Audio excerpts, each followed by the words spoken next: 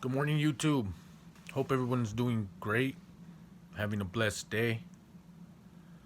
Um, Expressing gratitude just for being able to awaken, to take that breath. Um, Today, I wanted to talk about how we can use the fact of us being selfish in our addictions, how we gave up everything in a selfish state just to please our desires. So, this part of us is with us. It's not like all of a sudden you're not selfish anymore because some of us have been so damn selfish for so many years that we've lost everything. So when it comes time to change,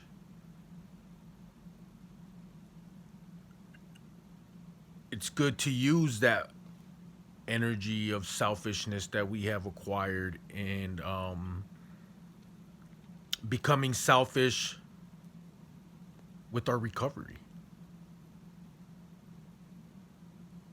I mean, like truly selfish, where you're like have to cut certain people off. You might have to quit working for a while because money. Every time we touch money, we might be relapsing. So you have to be so damn selfish and trust in the process that you're willing to give up working, man, just so you can spend time learning, so you can spend time detoxing, spend time on doing what has been done, on learning what has been learned.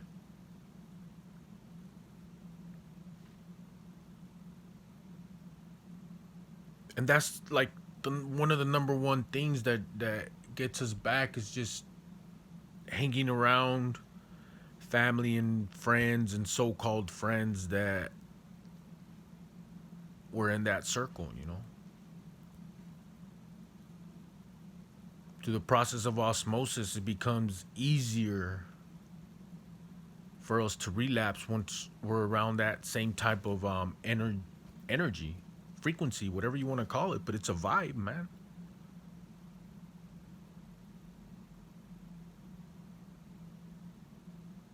And the way you can start trusting your intuition is start learning what feelings are yours, is by learning what your feelings are, and to trust that a lot of them are like we all have like our warning systems. You know what I mean?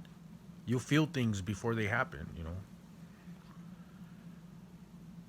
And a good way to recognize this and know this and believe this is for example, like when you enter a room that has people arguing or fighting,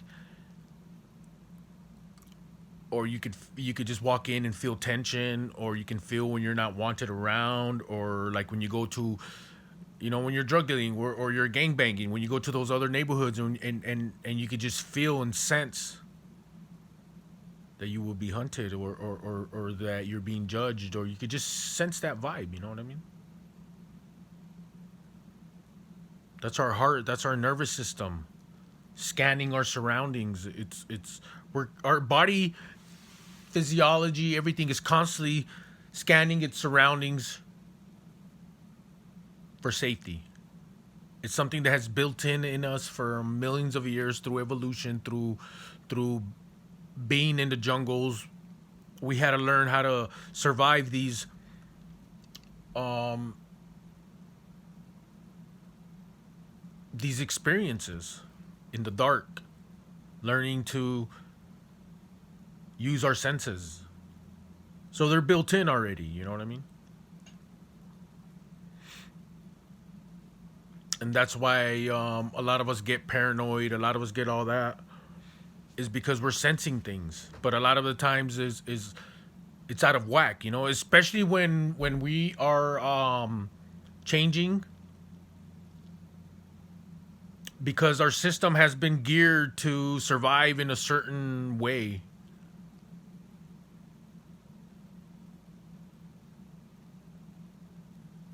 And once we change the system, our nervous system, our mind, our brain, whatever has been hardwired to be what we, whatever we've become, whatever we have in our closets, whatever fucking anger, whatever fears or whatever procrastinations we have is it's all trained behavior. You know what I mean?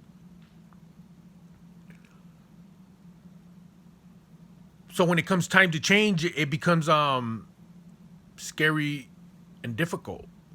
It seems that way, but it's our mind tricking us. It's our nervous system overreacting because it's been in hypervigilant. Hypervigilant state is basically we're like in fight or flight, constantly stressed. You'll notice it. I don't know. I used to really shake my leg all the time if I was sitting. I had this habit of no matter where I was at, I used to have my back towards the wall and be facing a window or close to a window or watching the door. Just all paranoid, you know. And you just start noticing. I just started noticing that a lot of these things started going away. You know, little by little. I still get little bouts of paranoia. I catch myself, and I just retrain myself. A lot of vocabulary that I may lose, I just use is I am safe. I am safe. Or you start feeling nervous. Um, a good technique or suffering through anxiety or real bad anxiety or whatever, you just a technique that I use, I take a deep breath and I just hum. But all this was possible by being selfish, you know what I mean? By being grateful, like removing everything and anything that has that causes me to think negative, that causes me to be angry. And the only way we can find out about these things is to sit down and to really write down and be honest with ourselves and be selfish with our time, because that's the most valuable thing that we ever gonna get is time. More than money, more than anything, we all get the same amount of time. More, everybody does in a given day, you know, in a 24-hour period. Everybody's blessed with that. Or should I say, not everybody, but if you're listening to this, you were blessed with that life today, you know. I was blessed with it. I just received news. My mom just called me. An aunt, a real close aunt, just passed away yesterday, and it just put things into perspective again, like of how miraculous it is just to be alive, man. Especially if you're listening to this, especially if you're overcoming your addiction. That's even more special. That makes you even more special because you're that survivor spirit, man. You're the one that gives me and everybody else a glimpse of hope to keep going, you know, that it is possible. And no matter how old we are, that we can start, you know.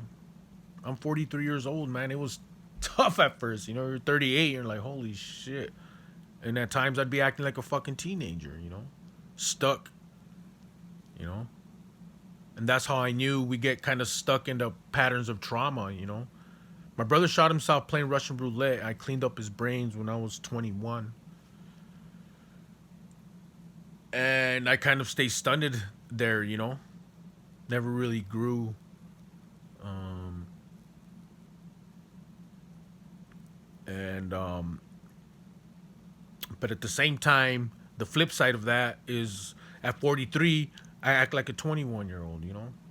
Fucking work out like a 21-year-old. I fucking, you know, laugh and love life and have zest for it like a fucking 21-year-old. So those are the flip sides of being stunted in trauma. And I think that's what happens in our physiology is as trauma stays stored in our cells, we stay almost as a mindset of that age, you know, whatever it may be, you know. But once we become selfish with our time and remove distractions and remove even TV. I don't even have a TV in here, man, because I was so addicted just to watching and flipping through channels, being high on heroin. I mean, I'd sit there for fucking 18 hours and just, you know, keep shooting up, keep watching the same fucking movies, same thing over and over and over until I became selfish, you know, removed everyone and everything. It'll feel lonely, but we have these videos, we have all these other people putting out content that we could surround and immerse ourselves in a selfish way for growth, you know? So use the fact that we're selfish, that we have become selfish, and use it for good.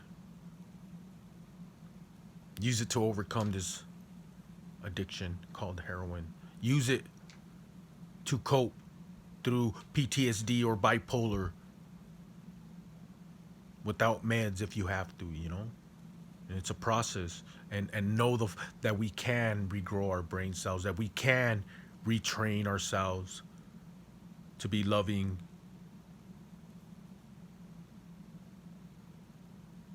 and to be loved. And to accept to be loved. Have a blessed day. I hope this helps. And I love you guys, man. Thank you for watching. Thank you for subscribing. Leave any comments if anything touches you, or if you'd like to share anything that might have helped you or is helping you. I'd love to hear about it. I'd love to learn because, like I said, this is a lifestyle, and I know the more tools I have, the more we all can succeed. Have a blessed one.